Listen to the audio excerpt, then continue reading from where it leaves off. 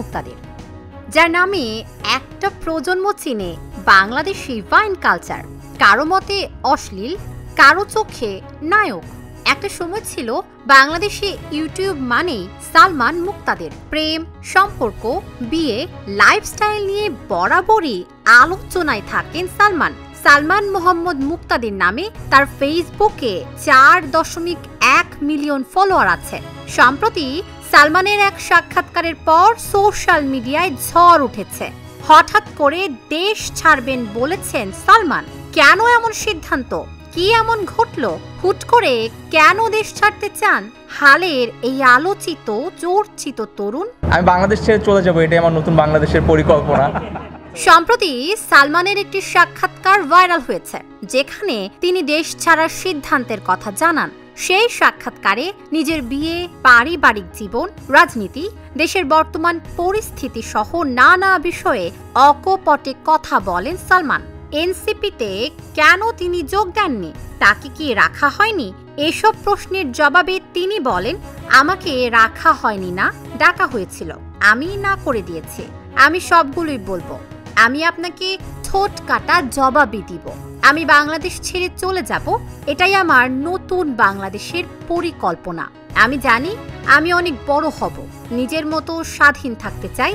একমাত্র আল্লাহ না চাইলে আমি থামবো না। আমি সবগুলোই বলবো, আমি আপনাকে ঠোঁট কাটা জবাবই দিব, কিন্তু আসলে আমি আরেকজনকে, আরেকটা বিজনেসকে আসলে অ্যালার্টে দিয়ে আমি ওখানে জবাবদিহিতা করতে চাচ্ছি না। আমি ওদের জন্য এখানে একটা দায়বদ্ধতা আছে। তাই যতদিন একমাত্র আল্লাহ না আমাকে বলে যে থেমে যাওয়ার মতো কোনো সিচুয়েশন সৃষ্টি হয়, আমি আল্লাহ যদি আমার সঙ্গে আছে আমি আরো বড় হবো ইনশাল্লাহ। না, আমাকে রাখা হয়নি, ডাকা হয়েছিল, আমি না করে দিয়েছি। যেটা বললাম একটু আগে, যে অনেক জায়গাতে আমার ইন্টারেস্ট পার্সোনালি থাকে না বলে আমি না করে দিই। সালমান মুক্তাদির বাংলাদেশের একজন জনপ্রিয় ইউটিউবার, অভিনেতা ও কন্টেন্ট ক্রিয়েটর। বহুমুখী প্রতিভার অধিকারী সালমান পাবলিক স্পিকিংয়েও সক্রিয়। তিনি 1993 সালে অস্ট্রেলিয়ায় সিডনিতে জন্মগ্রহণ করেন। তার বাবা অবসরপ্রাপ্ত সেনা কর্মকর্তা ও মা গৃহিণী। সালমান দেশের প্রথম সারির ইউটিউবারদের মধ্যে অন্যতম এবং সোশ্যাল মিডিয়ায় তার প্রভাবশালী উপস্থিতি রয়েছে। 2023 সালের 30 এপ্রিল দিশা ইসলামকে বিয়ে করেন তিনি। সালমানের স্ত্রী দিশার 2011 সালে প্রথম বিয়ে হয় এবং তার সেই সংসারে দুটি কন্যা সন্তানও রয়েছে। 2012 সালে ইউটিউবে সালমান দ্য ব্রাউন ফিশ নামে চ্যানেল খুলে সালমান একাই শুরু করেন ভাইন আর স্কেচ কমেডি বানানো। চ্যানেলটির বর্তমান সাবস্ক্রাইবার সংখ্যা 1.63 মিলিয়ন। তখন বাংলাদেশে ইউটিউবে ছিল নতুন জিনিস। তার কন্টেন্ট যেমন জনপ্রিয়তা পেয়েছে, তেমনই এসেছে হাজার হাজার সমালোচনা।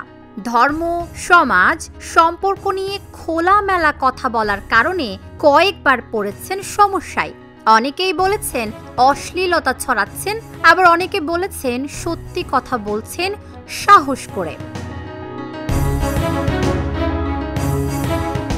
2024 সালের জুলাই মাসে কোটা সংস্কার আন্দোলনে সালমান মুক্তাদির সরাসরি অংশগ্রহণ করেন। তিনি শিক্ষার্থীদের সঙ্গে আন্দোলনের মাঠে উপস্থিত ছিলেন এবং সামাজিক যোগাযোগ মাধ্যমে তাদের সমর্থন জানান। তাবাসসুম সেজুথি, ঢাকা জার্নাল।